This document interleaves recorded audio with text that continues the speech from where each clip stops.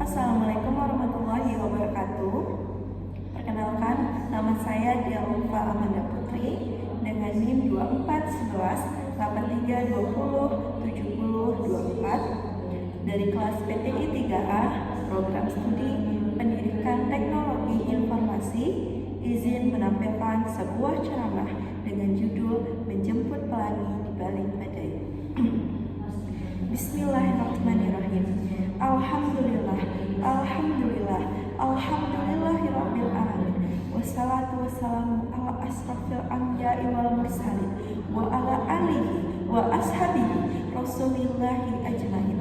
Amma ba'du. Pertama dan utama, tentunya kita mengucapkan puji dan syukur atas kehadiran Allah Subhanahu wa taala, Tuhan semesta alam, Tuhan yang tidak pernah meninggalkan kita semua dalam kesulitan dan kegelapan.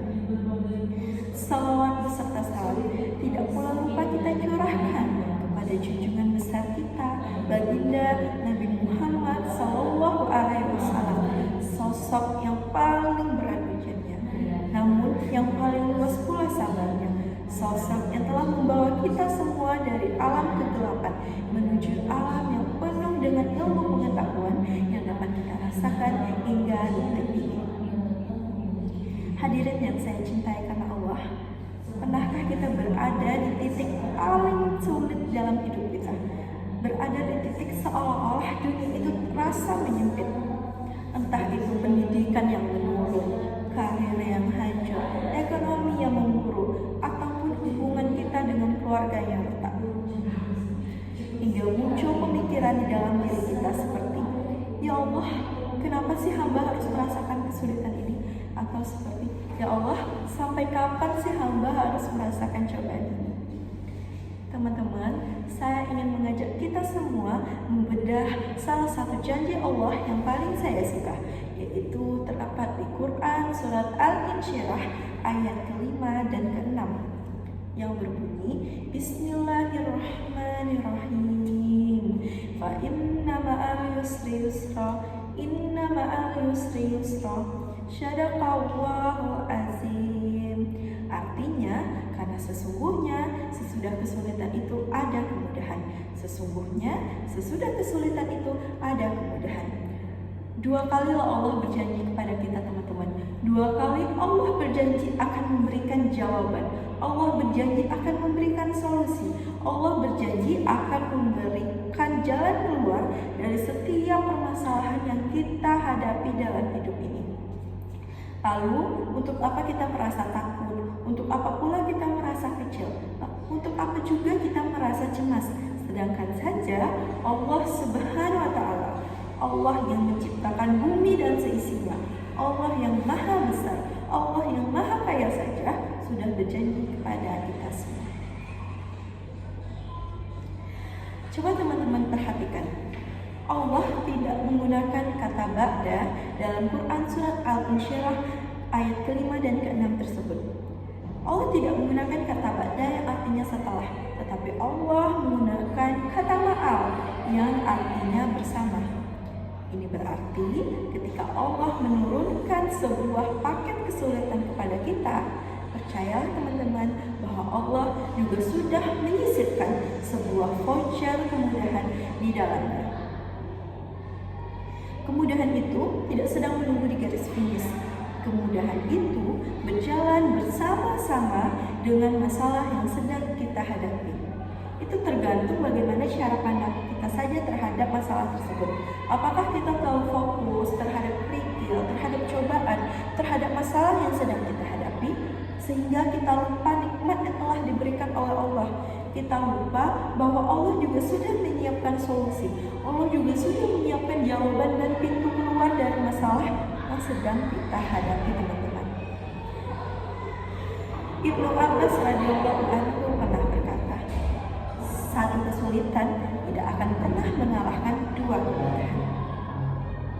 Ini berarti jika saat ini, jika detik ini teman-teman berada di titik tersulit dalam hidup kita, percayalah bahwa Allah juga sudah menyiapkan minimal dua jalan keluar untuk mengatasi permasalahan tersebut. Bahkan dari cara maupun dari waktu yang tidak pernah kita sangka sedikit pun, tidak pernah terpikirkan sedikit pun di pikiran kita. Sebagaimana dalam firman Allah, yaitu di Quran surat At-Talaq ayat ke-2 dan ke-3 yang berbunyi, Bismillahirrahmanirrahim. Wa may yattaqillaha yaj'al lahu makhraja wa yarzuqhu min haythu la yahtasib. Wa may yatawakkalu fa huwa hasbuh. Innallaha balighu amrihi qad ja'alallahu likulli syai'in qadra. Shadaqallahu al-azim.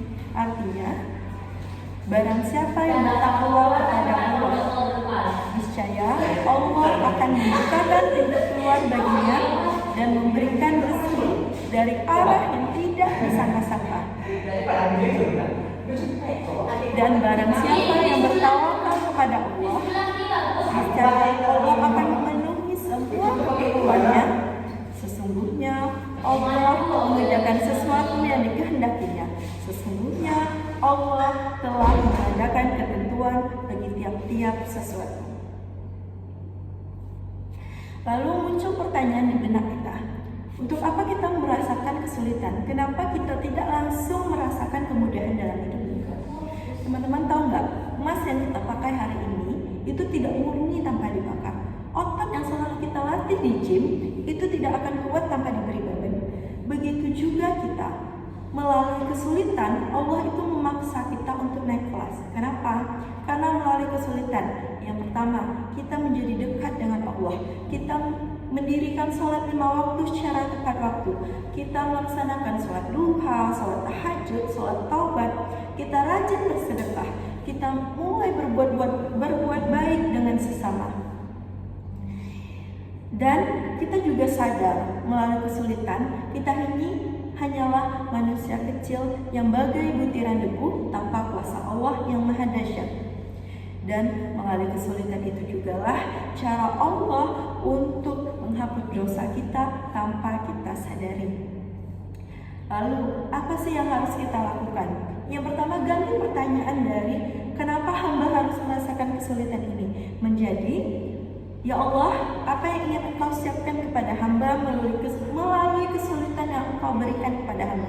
Atau apa yang ingin Engkau ajarkan ya Allah kepada hamba melalui hal ini?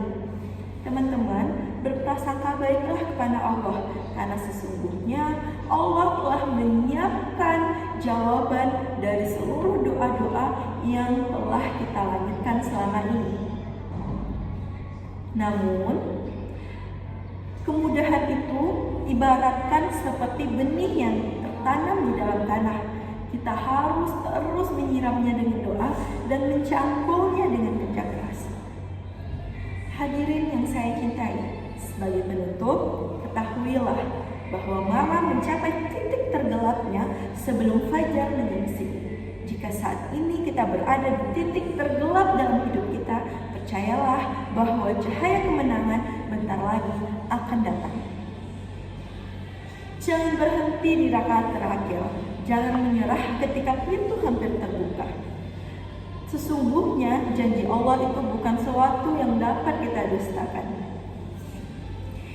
Kesulitan itu ada batasnya, namun kuasa Allah itu tiada batas.